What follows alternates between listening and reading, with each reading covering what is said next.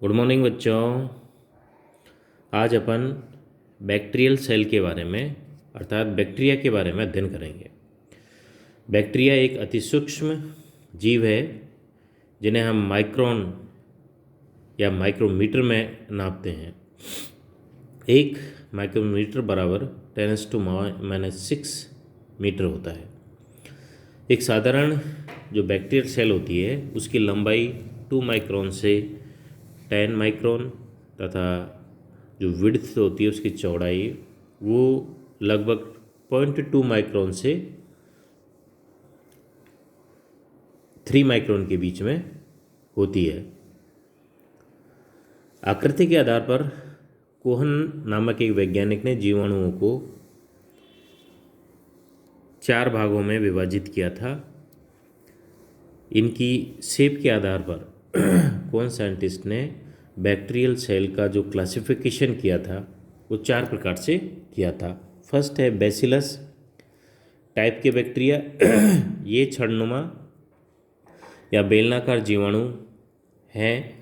ये अधिकतर गतिहीन होते हैं, अर्थात इनमें लोकोमोटरी ऑर्गन्स तो होता ही नहीं है और ये लोकोमोशन भी प्राय नहीं करते। किसी रिड सरफेस पर ये चिपक कर अपना रिप्रोडक्शन करते हैं, जीवन यापन करते हैं, अपनी लाइफ साइकिल कंप्लीट करते हैं। लेकिन कुछ जीवाणुओं में फ्लैजिला पाई जाती है जिससे ये गतिशील रहते हैं। ये बैसिलस बैक्टीरिया फ्लैजिला के आधार पर 2n भागों में बांटे गए हैं, जिसमें डिप्लोबैसिलस टाइप के बैक्टीरिया। ये डिप्लोबैसिलस बैक्टीरिया जो होते हैं वो जोड़े बनाकर रहते हैं, अर्थात 2 या 2 से अधिक के समूह में ये डिप्लोबैसिलस बैक्टीरिया पाए जाते हैं। सेकंड टाइप के जो बैसिलस बैक्टीरिया हैं वो स्ट्रेप्टोबैसिलस हैं। स्ट्रेप्टोबैसिलस टाइप के बैक्टीरिया अपने सिरों द्वारा एक दूसरे से जुड़े रहते हैं, हेड के द्वारा, ठीक है, एक दूसरे से अटैच रहते हैं और धागे के समान एक सूत्र बनाते हैं जिसे बैसिलस सबटिलाई व बैसिलस एंथ्रोसिस के नाम से जाना जाता है। सेकेंड टाइप के जो बैक्टीरिया हैं वो कोकाई बैक्टीरिया या उनको गोलाणु के नाम से भी जाना जाता है। ऐसे बैक्टीरिया जो गोल टाइप के होते हैं वो कोकाई बैक्टीरिया कहलाते हैं।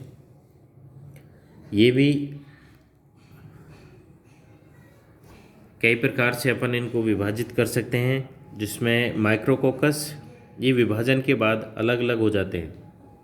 होते हैं ये भी राउंड कोकाई बैक्टीरिया ही होते हैं, माइक्रोकोकस, लेकिन क्या होता है कि जैसे सेल डिवीजन होता है उसके बाद में ये एक दूसरे से अलग होते हैं। डिप्लोकोकस ये जोड़े में रहते हैं। इसका जो सिंपल एक एग्जाम्पल है डिप्लोकोकस का, diplococcus pneumoniae. Diplococcus pneumoniae, pneumonia जो अपने डिजीज होती है, इसका एक बैक्टीरिया है responsible bacteria for pneumonia, diplococci pneumoniae या डिप्लोकोकस निमोनिया नाम से भी इसको जानते हैं। स्ट्रेप्टोकोकस बैक्टीरिया ये श्रृंखला के रूप में होते हैं, जैसे स्ट्रेप्टोकोकस लैक्टिस इसका एक सिंपल उदाहरण है। फोर्थ प्रकार के जो कोकस बैक्टीरिया होते हैं स्टेफिलोकोकस बैक्टीरिया कहलाते हैं। ये जीवाणु अंगूर के गुच्छे के समान होते हैं और इसका सिंपल जो उदाहरण है स्टेफाइलोकोकस ऑरेंस नाम से जाना जाता है। फिफ्थ प्रकार के जो बैक्टीरिया हैं सार्सिनी बैक्टीरिया, ये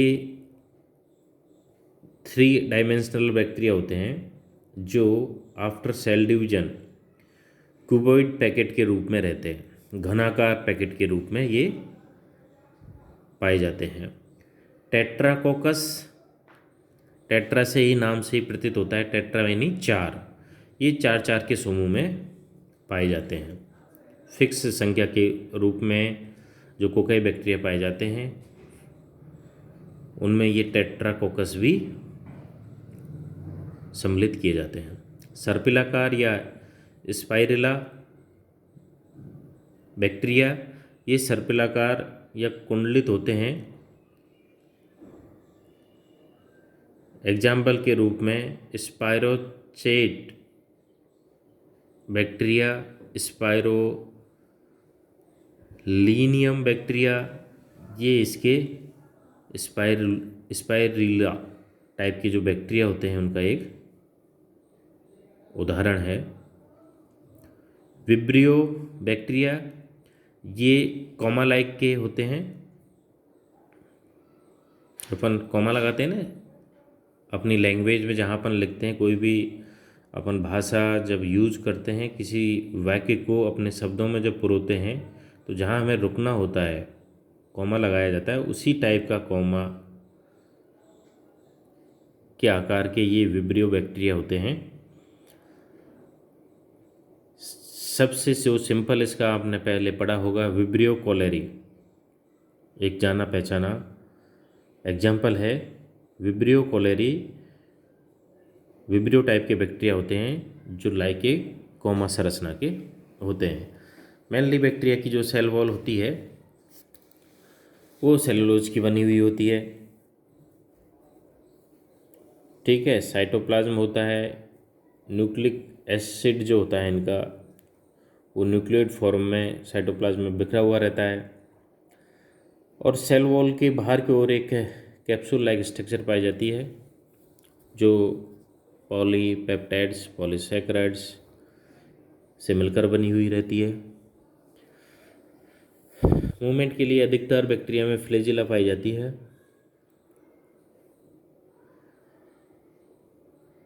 जो इनका राइबोसोम होता है वो 70S टाइप का होता है। और फूड वह फैट ड्रॉपलेट्स के रूप में भी संचयी अवस्था में पाया जाता है। Thank you.